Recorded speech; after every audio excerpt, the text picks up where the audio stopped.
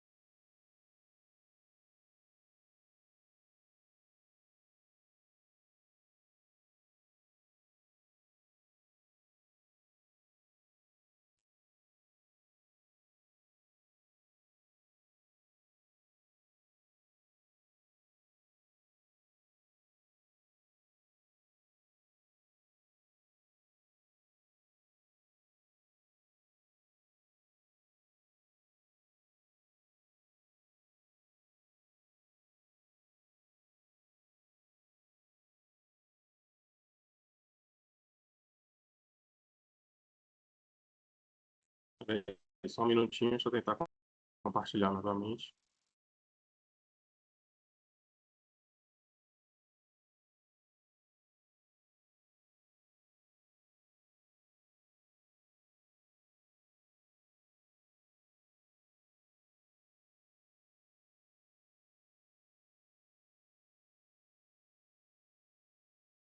Pronto, quem está em casa já está conseguindo ver os slides? Dá para ver, sim. Perfeitamente. Pronto. Hoje o tema da aula será tomografia de coluna e de membros, né? Então, na primeira unidade, nós já vimos os conceitos básicos de tomografia, que é nomenclatura e formação da imagem, certo? Já vimos a parte de tórax, e hoje a gente vai ver as principais aplicações da tomografia para o segmento da coluna e dos membros, tá bom? Então, a parte conceitual para a gente entender assim as principais condições a qual a tomografia vai se aplicar, certo? Então, em condições de fraturas ou luxações, a tomografia vai ser o exame secundário, né? Obviamente vai ser iniciada a avaliação, o exame físico, seguido da radiografia. Porém, muitas vezes vai ser necessário a tomografia daquela mesma região que já foi radiografada, para melhor entendimento e complexidade e avaliação da complexidade daquela lesão, né? Então, ela vai detalhar melhor a extensão da lesão, né? Se for lesões específicas na coluna, né? A questão do alinhamento, enfim, em situações de traumas graves. Então, em muitas circunstâncias, vai ser iniciada a avaliação com o exame de radiografia e depois o segundo passo é a avaliação com tomografia pelo detalhamento que o exame traz e agrega mais valor. Segundo ponto de aplicação são doenças degenerativas, então condições de artrose de membros, na prova caiu uma questão sobre a gonartrose, né, de joelho, então pode ter essa alteração também na própria coluna, em condições de estenose do canal medular, que é um estreitamento desse canal medular, que pode ser um estreitamento ocasionado por uma hérnia discal que está invadindo o canal medular, tá bom? Ou situações de desgaste ósseo, a própria condição de artrose já leva à artrose, né? Ao desgaste ósseo, mas também condições oncológicas, né? De tumores ósseos que levam a esse desgaste ósseo. Hérnia de disco talvez seja uma das principais aplicações da tomografia de coluna. Então, ela vai conseguir detalhar melhor o grau de complexidade da compressão nervosa da hérnia discal, porque o grande problema da hérnia discal é que o processo evolutivo de uma hérnia, né? O paciente ele começa a perder a altura do disco intervertebral, as vértebras começam a se aproximar, e nessa perda de altura, que é um processo de desidratação discal, que é uma degeneração, é, é uma espondilartrose, né? A artrose na coluna nós chamamos de espondilartrose. Então, a perda de altura, a formação de osteófitos, a deformação do corpo vertebral, são sinais de espondiloartrose, que é a artrose na coluna. Nessa perda de altura, essa movimentação do núcleo pulposo, a tendência é dele se deslocar posteriormente. Alguém sabe por que esse deslocamento do disco ele ocorre mais para posterior do que para anterior do canal medular?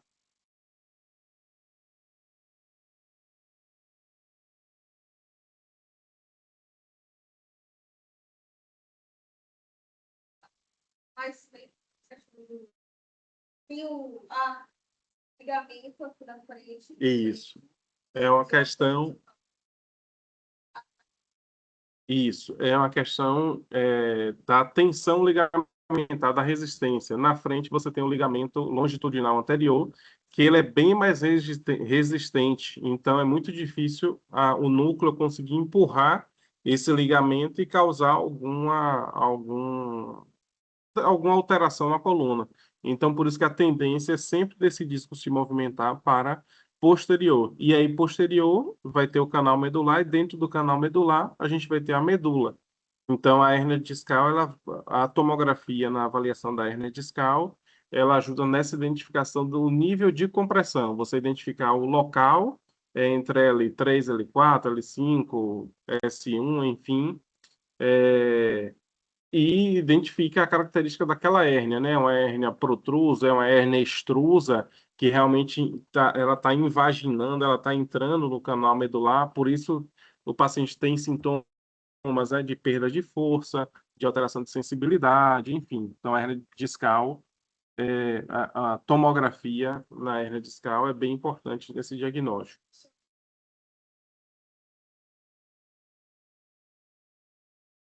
Não, porque é parte mole. Radiografia, você só consegue ver outros sinais de degeneração da coluna, como a deformidade do corpo vertebral, a formação de osteófitos, mas o disco não, porque é parte mole. Os desvios, né? Então, alterações estruturais como escoliose, as alterações das curvaturas, né? Seja processo de retificação, seja processo de inversão, a tomografia também, por ter, inclusive, uma mensuração nos 3 planos da imagem, você consegue ter uma avaliação melhor, até para identificar a hérnia, onde é que está começando a rotação da escoliose, qual nível, para, inclusive, definir o prognóstico, né? E o tipo de tratamento, se é um tratamento conservador, com fisioterapia e exercícios, ou é um tratamento cirúrgico. O último ponto é a avaliação de tumores e infecções. Então, tumores ósseos, a gente já falou alguns, como durante as aulas, como mieloma múltiplo, osteosarcoma, são tumores específicos do sistema ósseo, né, que vão causar fragilidade. A gente vai ter imagens a seguir. São essas lesões líticas, né, ou seja, que elas vão consumir aquele fragmento ósseo e vai deixar o osso com característica mais esponjosa e frágil. E aí, nesse sentido, a gente vai conseguir avaliar. Coluna, tudo bem? A aplicação da tomografia. Vamos ver membros agora. Para membros superiores, é um pouco parecido. Então, nas circunstâncias de fraturas, de luxações dos membros, e principalmente quando essas fraturas ou luxações é necessária a correção com cirurgia. Então, a cirurgia, nessas fraturas que eu tenha lesões de partes moles, lesões articulares, tudo isso eu vou conseguir um melhor detalhamento dos tecidos, né, que foram lesionados através de uma tomografia. Então, desse trauma. O planejamento de prótese, desculpa, o paciente tem uma coxa-artrose, então vai ser feita a avaliação se vai substituir por uma prótese total de quadril, uma prótese total de ombro, tem prótese de coluna também, do corpo, né?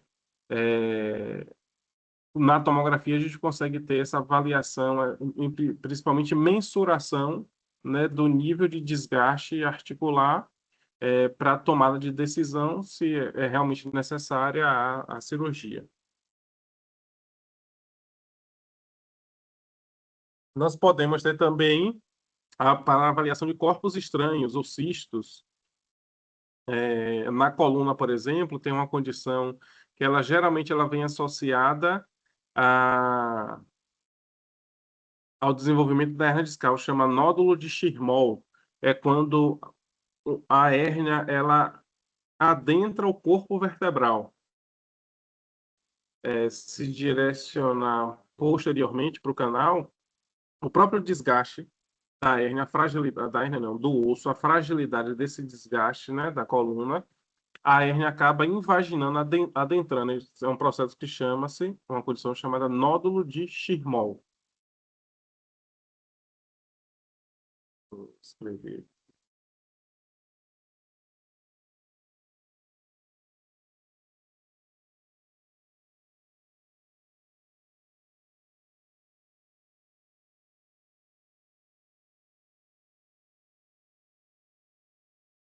Então, não vou conseguir.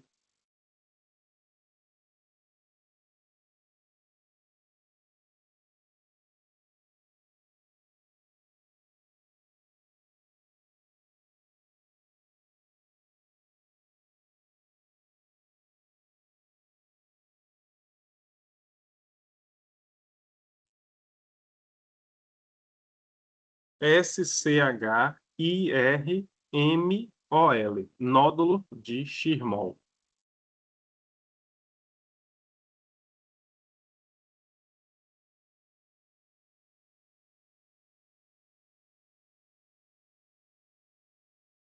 Bom, vamos lá então para a aplicação.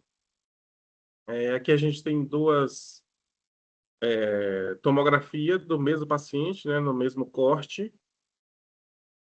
O que é que a gente identifica aí? O que é que chama a atenção de vocês nessa imagem?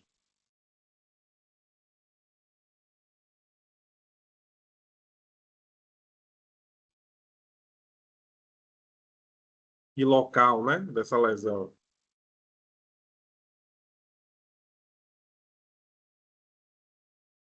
Para a gente se localizar. Então, é uma tomografia da região lombar, né, lombosacra, finalzinho de torácica, se localizar. Achou o sacro, pronto, aqui está o sacro. Isso aqui é S1, aqui é L5, L4, L3, L2, L1. Então, L1 aqui, nós tivemos uma fratura por compressão.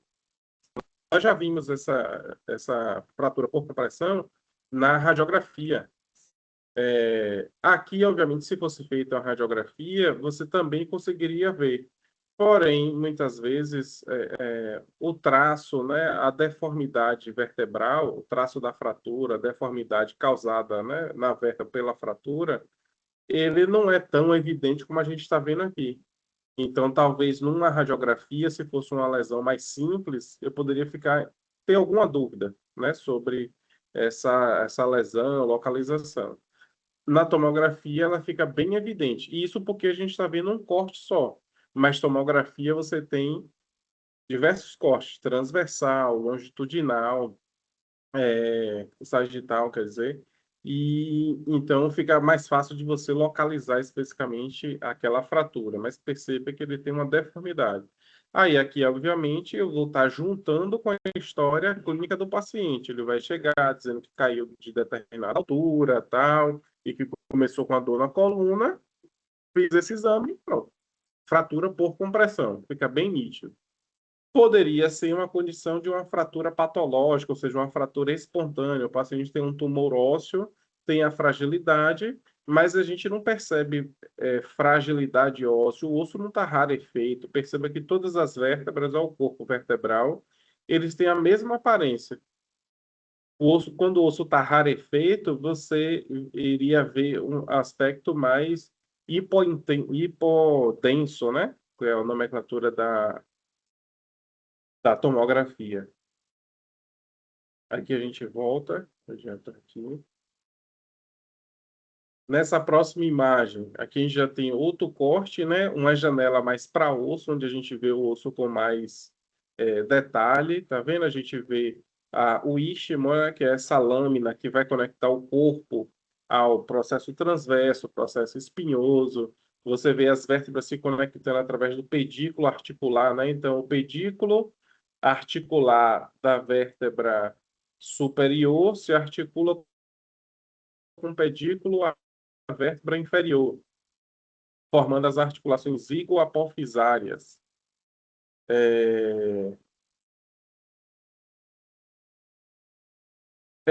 Nessa imagem a gente vê que essa coluna aqui, a gente tem uma perda de altura discal, tá vendo? Bem aqui em cima você tem uma perda de altura discal. Aí para a gente saber o local, acha o sacro lá. O sacro está aqui, né? Tudo fusionado. Então L5, L4, L3, 2, 1, T11 ou T12. Então você vê que entre T12 e L1 você tem uma perda de altura do corpo vertebral bem importante. Você tem deformidade do corpo vertebral. Isso daqui são sinais de espondilartrose, ou seja, de uma artrose na coluna vertebral. Nesse corte aqui e nessa janela que eu privilegio a avaliação óssea, não dá para ver se ele tem uma hérnia já extrosa, enfim, teria que ver outra janela e outro nível de corte. Mas só para a gente se familiarizando. Lembra que nós falamos num diagnóstico lá na radiografia de espondilólise? Lembra? Espondilólise, lise. Lise significa quebra, fratura. Então, é quando eu tenho uma fratura desse istmo, que liga a lâmina óssea que liga a parte anterior da vértebra, a parte posterior dela, e ocorre um deslizamento. Ela fratura, o corpo fica solto e ele avança. Aqui a gente vê bem, ó, num corte transversal da vértebra. É uma vértebra bem robusta, então é uma vértebra a nível lombar. Tá vendo? Até pela própria formação dela, ela tem um corpo vertebral volumoso. Ela tem um processo espinhoso menor, mais curto do que das vértebras torácicas, e processo transverso também. Só não sei por esse nível aqui informar qual é essa vértebra, mas se tivéssemos uma sequência, a gente conseguiria identificar tranquilamente. E a gente percebe aqui, ó, a fratura, a linha de fratura, tá vendo? Você tem a imagem, né? O osso é para ser hiperdenso na tomografia, e você tem duas linhas, uma de um lado, outra do outro, hipodenso, uma linha hipodensa, mostrando que existe uma fratura aqui. Por aqui não dá para, teria que ser uma radiografia no corte sagital, para a gente identificar se tem escorregamento, mas a fratura já existe. Então, esse paciente aqui, geralmente o tratamento é a imobilização da coluna com colete, certo? Restrição de movimento e tal, para isso daqui conseguir se consolidar. Para evitar que nessa movimentação algum tipo de fragmento ósseo. Toda essa zona aqui cinza, acinzentada, é o canal medular. Então aqui a gente tem nossa medula. Qualquer fragmento ósseo que entre aqui nesse canal, ela vai criar um conflito de espaço com a medula, que é um tecido mole e mais sensível. Oi? Isso, isso. Especialmente essa. E aí, como tem a fratura, você já tem um pequeno distanciamento entre a parte anterior do corpo e a parte posterior. Isso faz com que ocorra um aumento, um alargamento desse canal medular. Aí tem que ficar bem atenta para rastrear os outros sinais. E nessa próxima imagem, a gente tem uma imagem bem completa, né? Uma janela também para osso, tá vendo? Onde a gente vê com detalhe a parte óssea, o paciente num plano sagital, a gente tem a parte anterior aqui do externo, tá vendo? E toda a parte da coluna. Algo chama atenção nessa coluna?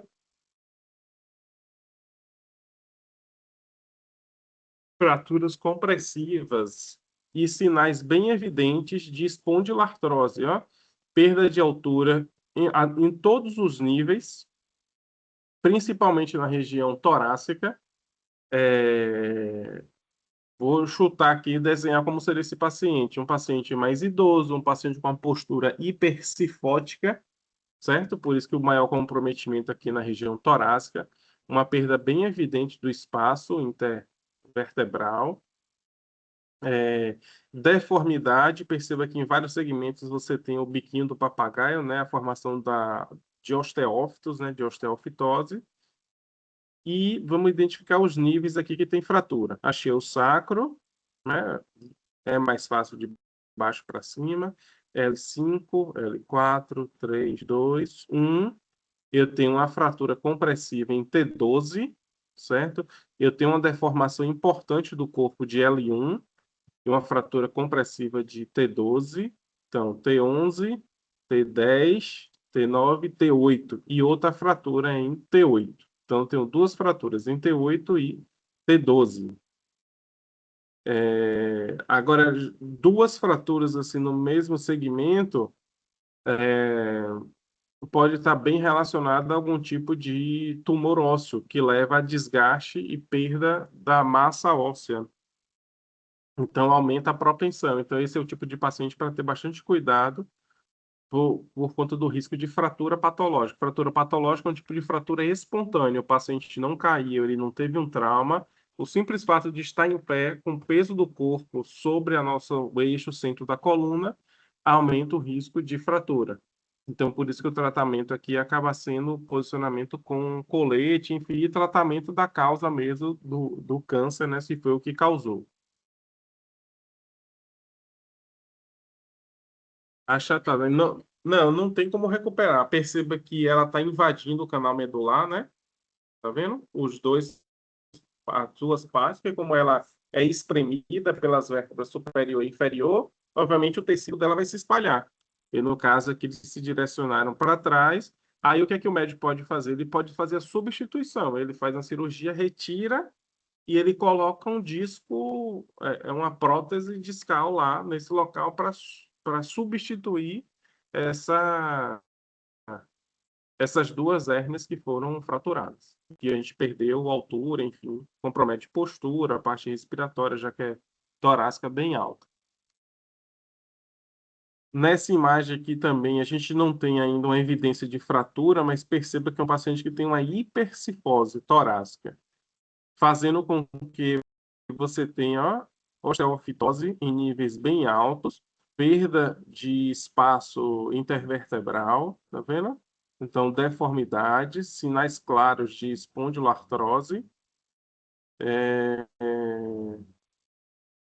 Aqui está só o nível de alteração postural. Se o paciente não tem nenhuma doença que comprometa a mineralização óssea, é muito difícil ele ter fratura espontânea.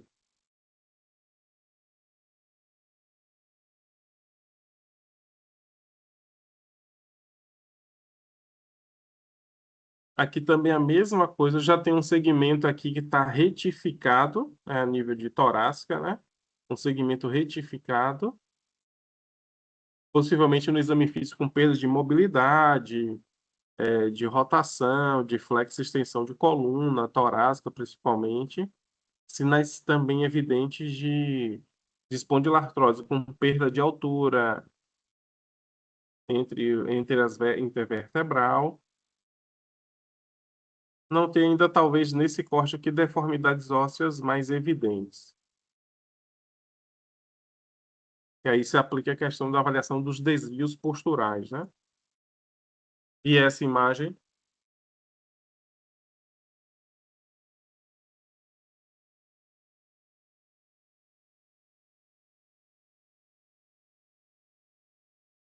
aonde, que nível, ou quais, de baixo para cima, né? Sacro, 5, 4, 3, 2, 1, L1.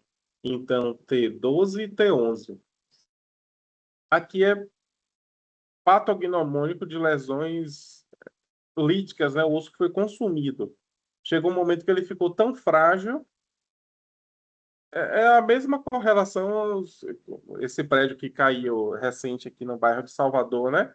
Quando você tem uma estrutura que é frágil, as colunas não são construídas com material adequado, né? As vigas, As vigas são são a nossa coluna. Então, se eu tenho vigas frágeis, você não suporta a postura e aquilo corrói, aquilo desaba. Então, foi o que aconteceu aqui. Mieloma múltiplo, osteosarcoma, tumores ósseos, né? Cima tá muito conexo. Alguma coisa da altura aqui em cima. E embaixo tá todo sem legislação, tá sem. Então é algo assim bem diferente, entendeu? É porque às vezes pode ser um desenvolvimento do câncer naquele local, ou pode ser metástase. Um tumor de ovário, um tumor, enfim, no pâncreas, com metástase. Aí onde a metástase se implanta, ela vai consumir. Nesse caso aqui foi consumido material ósseo.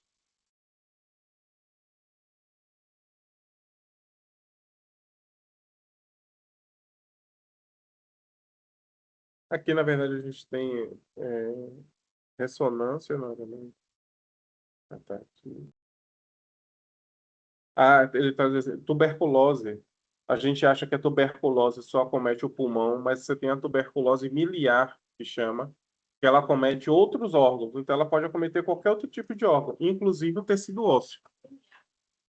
Tuberculose miliar, com M, miliar. Aqui, através do controle tomográfico, né? Correção cirúrgica dessas fraturas. Então, a gente tem a fixação com parafuso e perceba que a gente tem um implante aqui, ó, de uma estrutura metálica para preservar a altura do corpo vertebral. Então, o controle tomográfico é importante para identificar se a fratura foi bem estabilizada.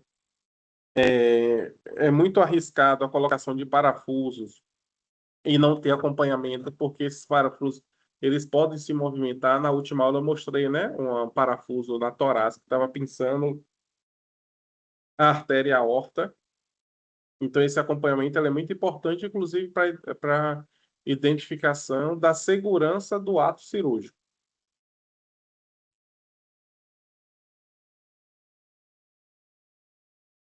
E aí é uma estrutura. Não, parte do parafuso não, é uma estrutura metálica. O que é que ele fez aí? É uma rede metálica que ele envolveu aqueles fragmentos ósseos que ele conseguiu juntar, unir. Porque aí, unindo, ele vai estimular o processo de consolidação óssea.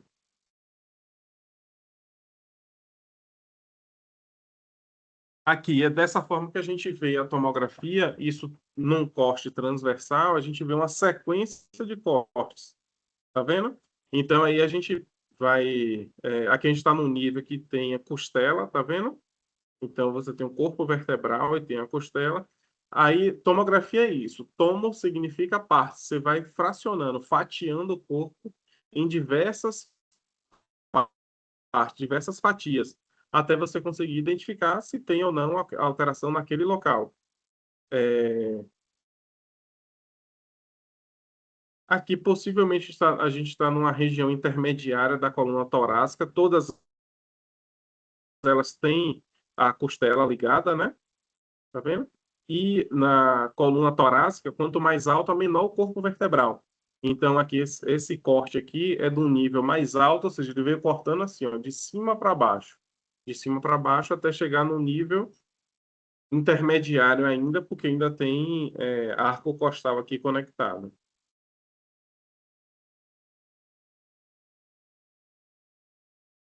Aqui, é só para a gente ver. Ó. Aqui é uma imagem de livro, uma imagem anatômica, certo? A gente só conseguiria ver com detalhe aqui essas estruturas de partes moles em qual exame? Na ressonância. Isso, na ressonância. Na tomografia, a gente vai ter essa imagem aqui, ó, a vértebra igualzinha ao desenho dela, né? O corpo vertebral, o istmo, que é o que fratura na espondilólise, né? A lâmina. Aí a gente tem o processo espinhoso, processo transverso dos dois lados. Num corte transversal. Então, a vértebra, nesse corte, é uma vértebra sem nenhuma alteração. Pode ser que tenha em outro nível, né? Então, perceba, é bem próximo o canal medular. Ó. Aqui em cima dessa estrutura esponjosa aqui, você tem todo o disco com suas lâminas, né? E o núcleo pulposo. Então, qualquer movimentação desse núcleo pulposo para trás, ele vai logo pinçar, ele vai logo pressionar a nossa medula, a cauda-equina, enfim. Aqui nós temos uma tomografia por reconstrução, onde eu estou privilegiando a avaliação só da parte óssea, então foi conseguido retirar toda a parte de tecidos moles e tal. Aqui, como é no computador, você consegue movimentar essa imagem, né? Girar 360, olhar de cima para baixo, de baixo para cima, de lado, enfim, para fazer uma avaliação mais precisa.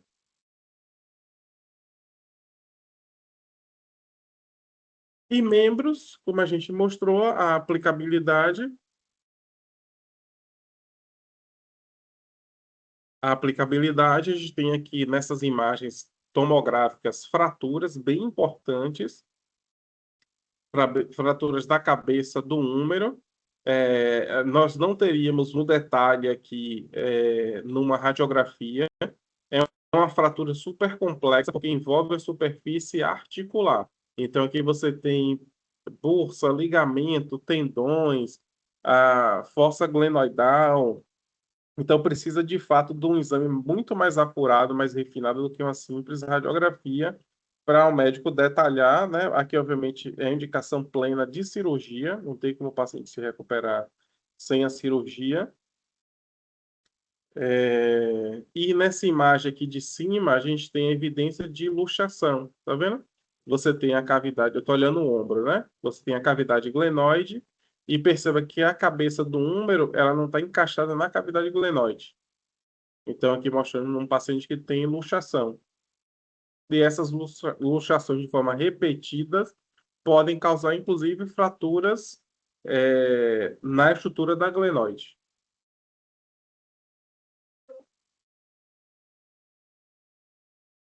Acho que é questão do Y, né? Ah, sim, sim. Tipo, mesmo assim na radiografia, teria essa indicação para fazer um TC, que pode dar uma estrutura assim, ficar muito atrás, ou só pela visualização assim?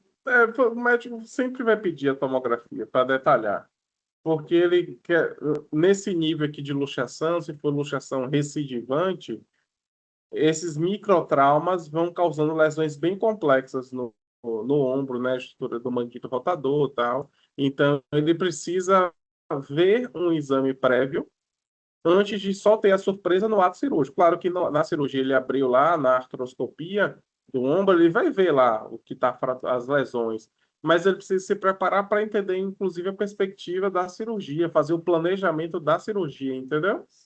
E aqui, dessa forma, com o exame mais apurado, ele consegue detalhar e definir todas as lesões, né, entender se são compatíveis com a sintomatologia daquele paciente, da dor, da limitação de movimento, enfim, só com tomografia ou ressonância, para ele conseguir ter esse olhar mais apurado. A gente volta. Aqui a gente tem também a imagem, né, comparando, né, em cima, a imagem A e B, radiografia, a gente já consegue ver, né, que tem fratura, certo? A nível do rádio e tal, mas olha como a gente faz esse mesma avaliação de exame de imagem dessa mesma lesão numa tomografia, entendeu? Olha a qualidade aí a qualidade da complexidade das lesões que você consegue mensurar, né? Então, isso ajuda o médico precisa de cirurgia porque você tem microfragmentos aqui, esses microfragmentos estão soltos na superfície articular e isso está limitando o movimento. Aí o médico precisa entender direitinho quais são essas estruturas, a complexidade, tamanho, para entender o que é que ele vai levar para a cirurgia para fazer o procedimento cirúrgico de uma forma segura e corretiva, né? Então, a tomografia complementou de uma forma bastante rica aqui a radiografia. Tomografia, membro inferior, o exemplo aqui da região do joelho é muito indicada, principalmente por conta de uma condição que é até mais prevalente das mulheres, que é a condromalácia patelar, que é um desgaste nessa superfície articular aqui da patela, superfície articular que está em contato com o côndilo femoral. Então, através da tomografia, o médico consegue fazer algumas medidas para identificar a posição da patela, porque às vezes por tensão ligamentar, muscular, essa patela ela acaba se movimentando lateralmente, medialmente, ou medialmente, e aumentando o risco de luxações. E isso causa dor, causa mais desgaste e tal.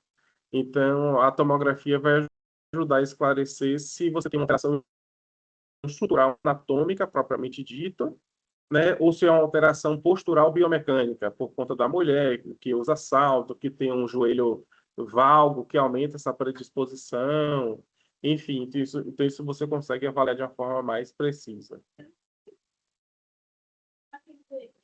Ah. Nessa sequência, por exemplo, porque eu acho que seria algo, por exemplo, é um exemplo mais barato e mais rápido. Né? Sim.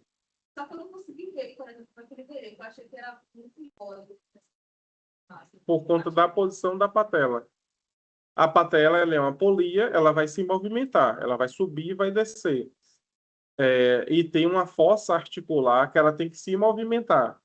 Se ela está posicionada fora dessa superfície articular, ela está gerando atrito numa superfície que não estava preparada para isso.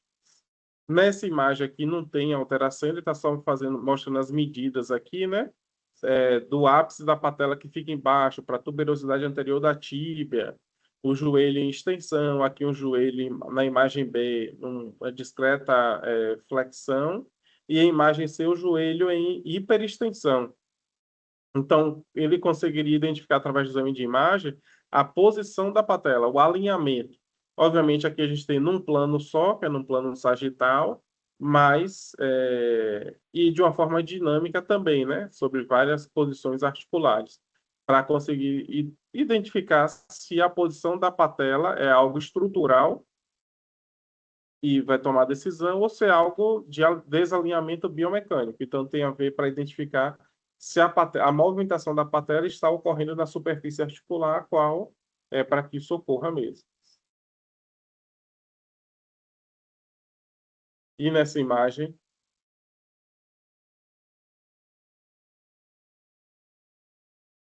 fratura onde? Na rótula, na patela, né? Patela lá, não é mais rótula não, viu? Patela. Patela e no... Rótula já tem muito tempo.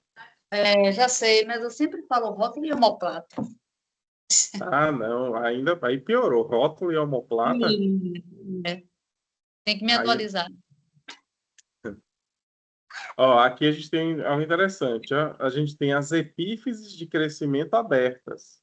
Então, do joelho. Então, primeiro, é uma pessoa super jovem, beleza? Epífise de crescimento aberta. O que tem aqui é uma condição, você tem uma fratura por avulsão, um arrancamento, né, do pedaço do osso da tuberosidade anterior da tíbia. Isso ocorre, mais prevalente em meninos, na fase de crescimento, que chama estirão de crescimento, né, onde você tem um desacoplamento do crescimento ósseo com crescimento muscular. Você tem um crescimento ósseo mais acelerado do que o crescimento muscular. Como o músculo fica preso no osso, quando o osso estica, o músculo está ali tensionando. Então, nesse caso aqui, tem o tendão quadricipital, né, que se insere na tuberosidade anterior da tíbia, a famosa TAT. E aí ele esticou, a pessoa cresceu demais, ele esticou. Essa tensão aqui, obviamente, não é uma vez só que isso vai causar. Isso ao longo de meses que vai se desenvolvendo, a pessoa, obviamente, ela se manifesta com muita dor, ela não consegue ajoelhar, tem uma resposta inflamatória bem exuberante aqui, e aí, num determinado esforço, praticando esporte, alguma coisa assim, você tem a ocorrência dessa fratura, porque já tem um tecido ósseo fragilizado. Então, aqui você tem o fragmento ósseo solto. Em decorrência desse estirão, chama-se doença de Osgood-Schlatter.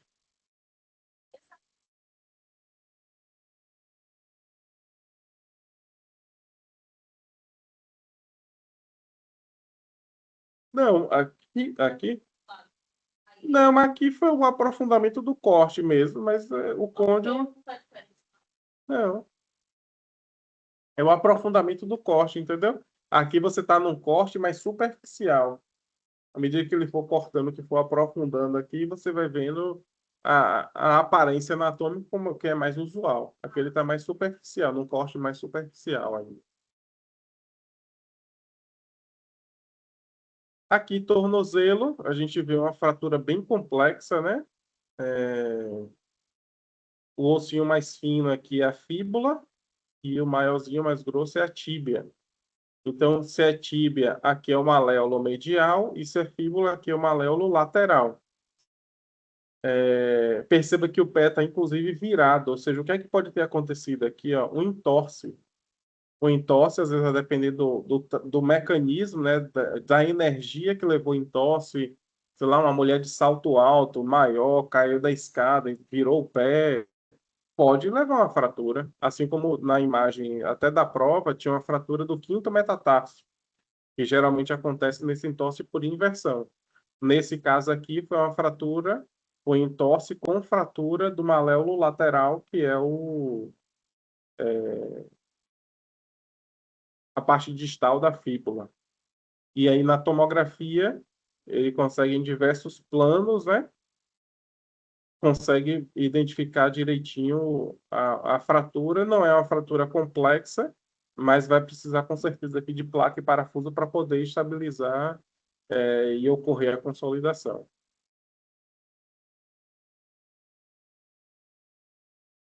Deixa eu voltar aqui naqueles links. Tudo bem?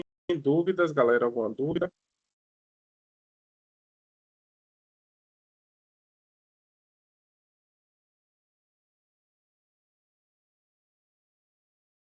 Deixa eu abrir aqui o link.